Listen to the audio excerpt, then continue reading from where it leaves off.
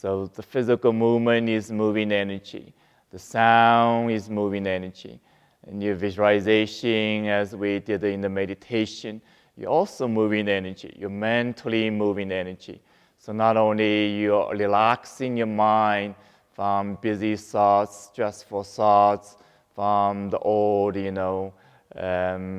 difficult stories sometimes, to a more energetic experience of this moment. So basically, again, the most direct way of experience life is connecting with energy. So that's the three practice: the movement, the sound, visualization. Allow yourself continuously connecting with energy, the energy of life.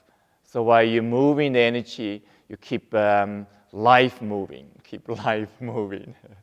Opposite of that is life stuck. Life stuck.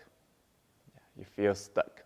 Physically, feel stuck. The muscle, the tissue, the joints, even the nerve system, feel stuck.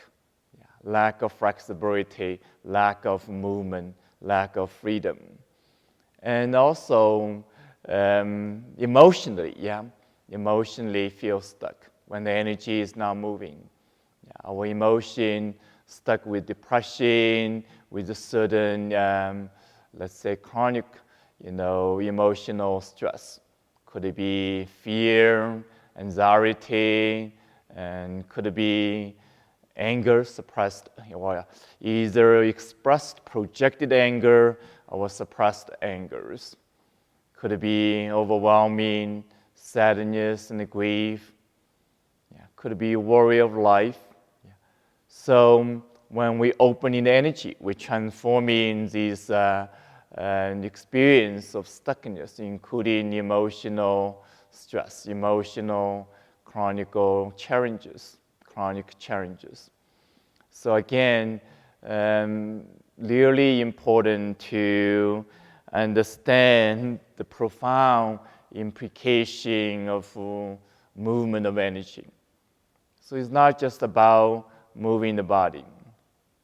It's movement of energy. You slow these three different ways of practicing.